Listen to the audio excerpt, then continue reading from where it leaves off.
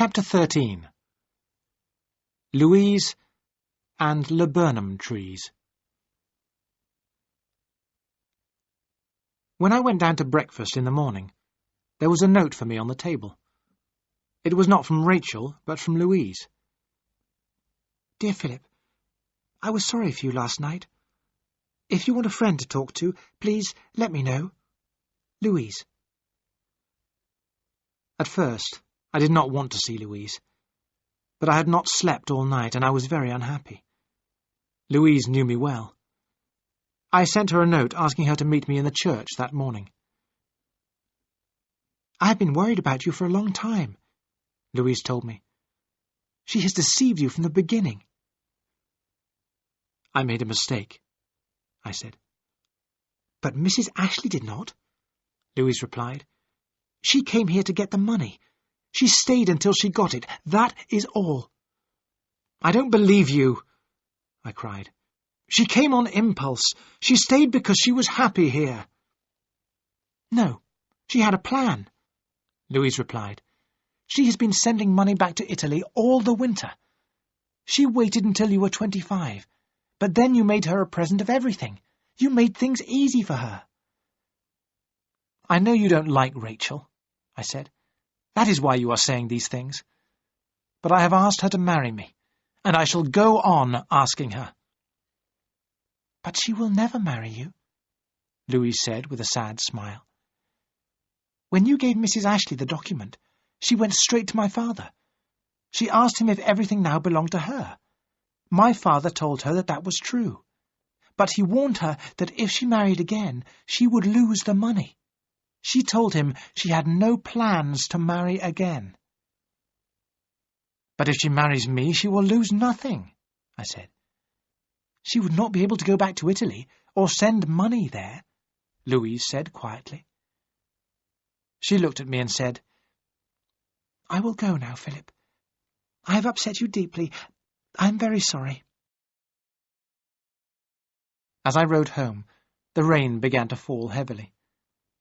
When I got back, I was cold and wet. There was a note from Rachel in my room. I have asked Mary Pascoe to stay here with me.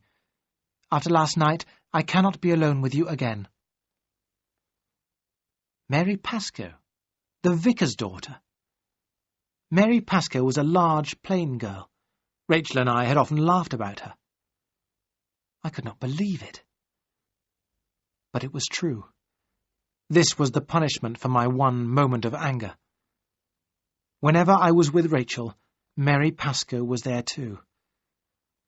Oh, God, what had I done? By dinner time, I was feeling very ill. I went upstairs to my room. I got into bed, and the sheets felt very cold. I hoped that Rachel would come to me, but she did not. In the morning, I tried to dress, but I was too weak. My neck was stiff, and there was a terrible pain in my head. When I called for Seacombe, he took one look at me and hurried out of the room. Then my cousin Rachel was there, her face very white. I will not hurt you, Rachel, I said. Please, send Mary Pascoe home. Don't talk now. Lie still, Rachel answered. Then the room was dark. The doctor came. I was hot, then cold. I called for Rachel, and she held my hand. I am with you, she said. I closed my eyes. When I awoke, the room was full of light and warmth. How long had I been asleep? Rachel was sitting near my bed. I put my hand to my face. I have grown a beard, I said. I began to laugh. At once, Rachel was holding a glass to my lips. She made me drink the bitter liquid. Have you sent Mary Pascoe away? I asked. Rachel looked surprised. She went away 5 weeks ago, she answered. You have been so ill that you nearly died. The doctors could not help you.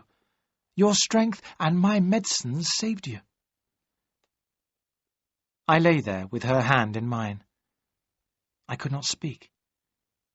5 weeks had passed, and I could remember nothing. Only that Rachel and I had been married on the day before my birthday.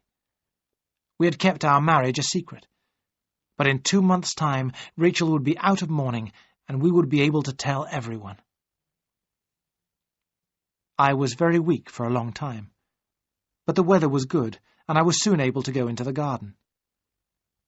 The workmen had been busy for many months.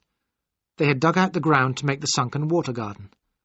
It was very deep, but it was not yet finished. Yellow flowers hung on the laburnum trees that Rachel had planted.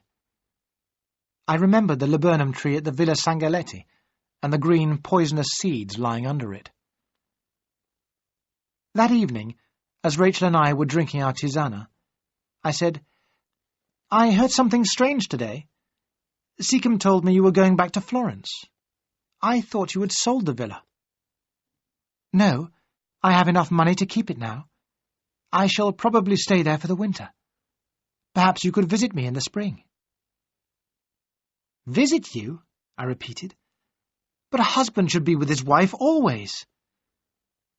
Rachel sat very still.